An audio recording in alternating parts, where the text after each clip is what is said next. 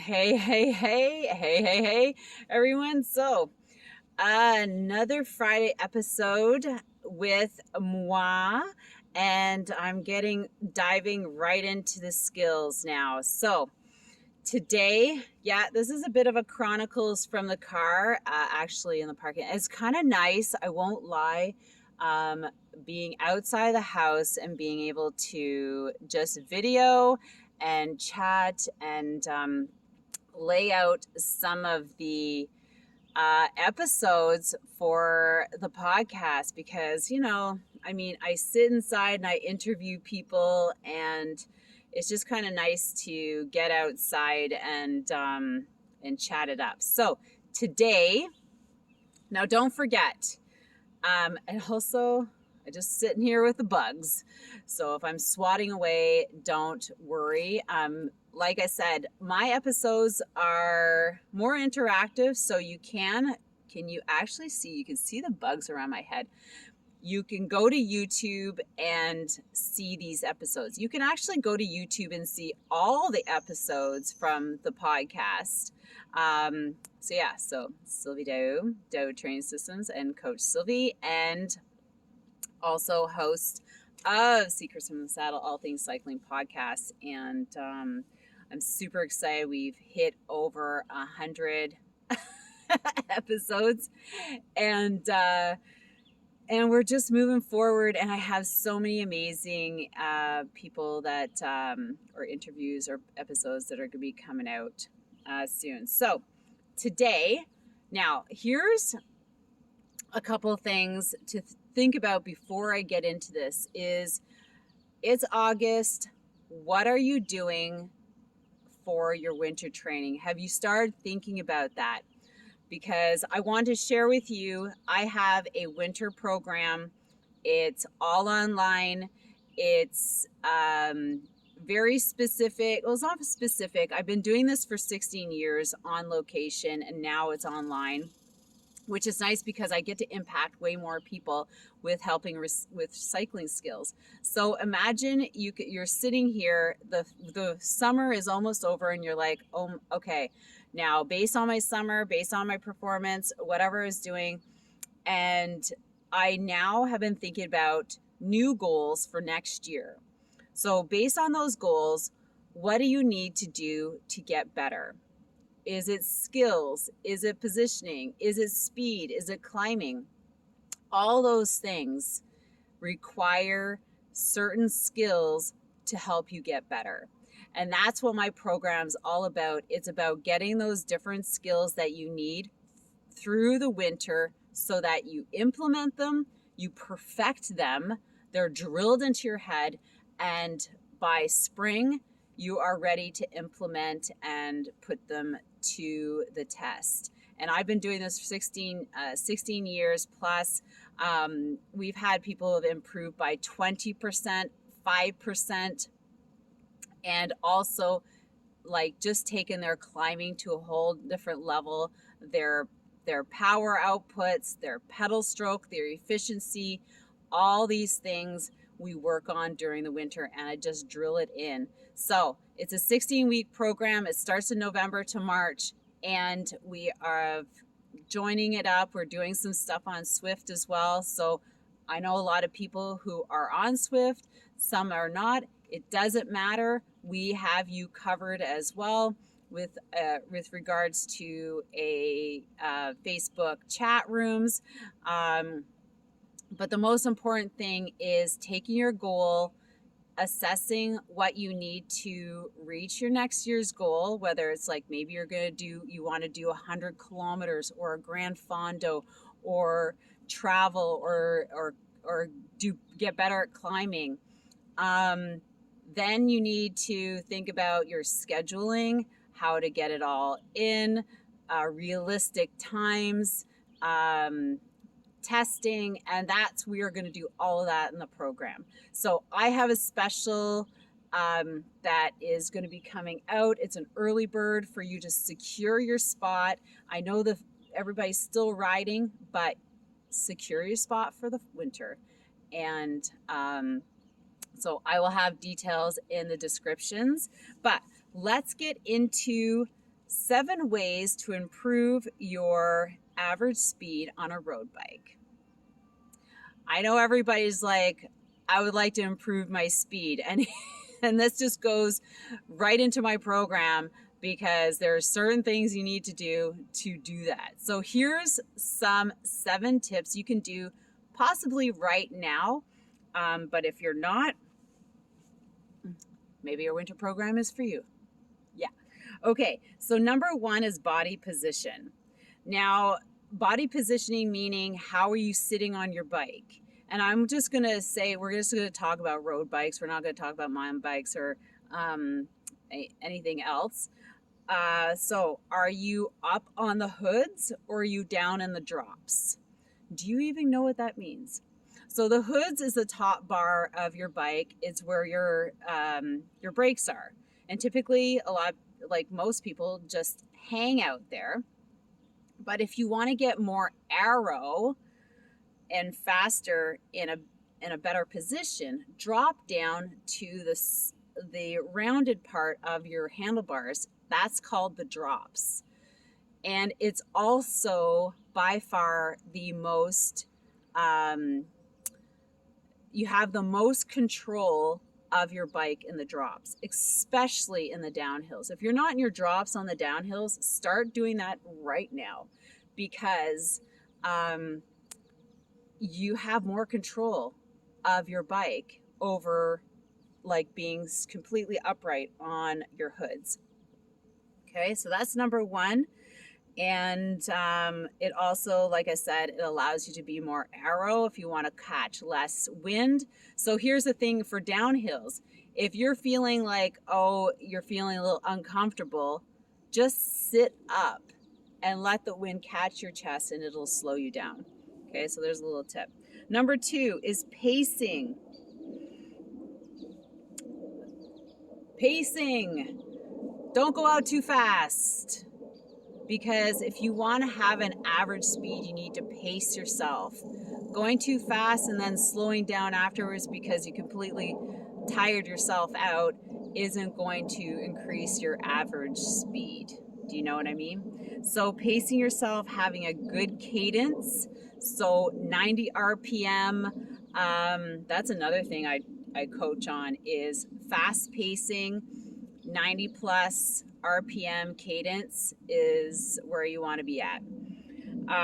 So you slow yourself down on your hills so you keep that average so you don't go like drop really low and then you're able to speed up and you're not tiring yourself out. So here's the thing, if you ever notice like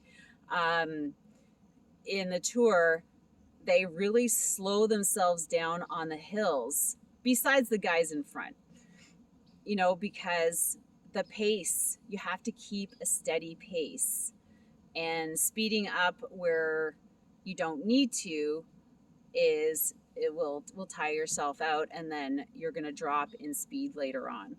So I always thought that this was kind of unusual. Like I went out to a training camp and our coach like really slowed us down on the hills, like slowed us down. So we all stayed together, which was really cool, really nice. And that's what I really try to do when we go out group riding is slowing the pace down. And some people like, I can't do it. You can do it. You got gears to do it. Put it in a small ring and use all your gears. Like you can do it. Like I hate that question. I can't do it. It's too slow. It's like, freaking adjust yourself. Anyways, I'm just like, okay, so you can put out, optimum fast effort on the flats and slow on the hills. Number 3, train the sweet spot. So, and that's where you're setting up a place where you can hold for a long time. So we're talking about pacing, sweet spot is a place that you can hold for a long time. It's like that zone 2, zone 3 kind of area. Okay. Which is, like I said, kind of like 90% of your FTP, which is probably maybe higher than what I could do, but But so it's not so intense, right? It's like that effort that you can hold for hours. Now, number 4, eating on the go. If you haven't figured out how to fuel yourself while you're riding, this is so important and needs to be trained.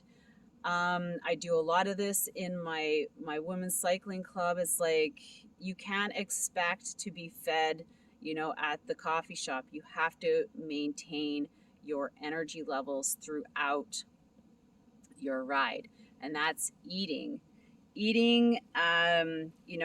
I would say, and having an energy drink. So 1 bottle with electrolytes, 1 bottle with water, and having enough food that you have like 100 calories every 45 minutes.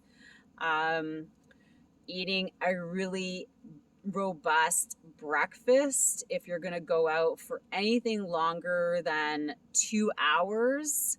That can sustain you, and then you start just maintaining with your snacks and your food. Okay, so that's super important because that will slow your average down if your energy level starts to drop. Can we agree, or can we agree? Number 5, weight. Everybody is, well, not everybody, but a lot of people are carrying a little extra weight, and you can definitely reduce that, which will increase your average speed.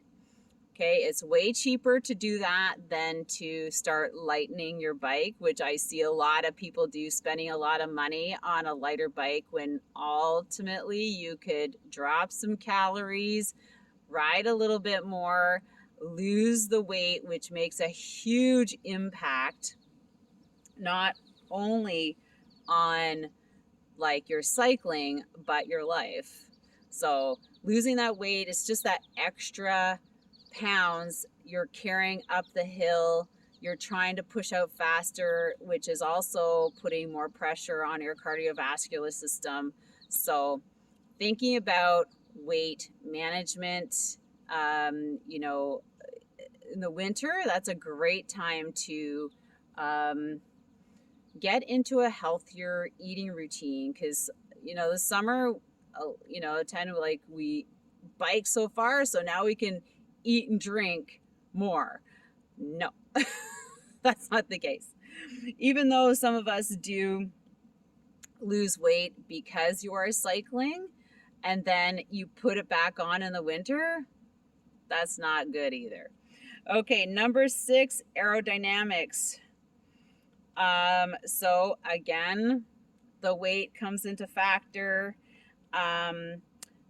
Looking at clothing, tighter fitting clothing helps a lot with being more aero. There's less catching. You've got helmet. If you really care, some helmets are more aero than others. They also more expensive than others. Wheels, more deeper dish wheels that are more effective in the wind, and on the wind, like in the downhills and the flats, not so much in the wind. So you have to maybe think about that when you're riding. And your frame. So you can think about if you have the money to upgrade into those things, but a lot of things are like, upgrading as you go. So if you have a little bit more money and you want to change up your helmet so it's better, if you want to invest in some wheels so you have a couple pair of wheels to swap out, that's good. You know what I mean? And number 7, plan your route. So there's a little thing where if you are watching where the wind is coming from, go out in a headwind,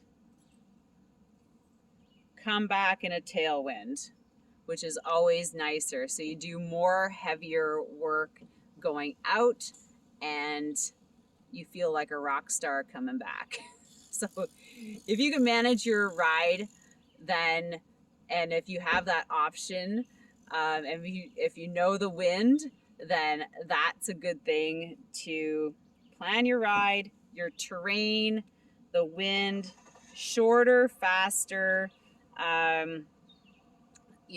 average speed doesn't have to be over a longer period. You can do shorter rides, change up your terrain, not so hilly, flatter. So things like that will definitely help you. So with that, I hope these were good tips. So let's just recap. Number 1, body position. Number 2, pacing. Number 3, train the sweet spot. Number 4, eat on the go. Number 5, your weight. Number 6, aerodynamics. Number 7, plan your route. Now, I hope that helped. If you want, you can put questions in the YouTube channel and I'll get to them there. And again, think about what you're doing for the winter. What are your plans? What do you need to improve on? Join us. It's the easiest way to get a coach to help you figure it out and plan appropriately and get the things you need. So with that, have an amazing day. Don't forget to follow and share and give us a review, and I'll see you on the next episode.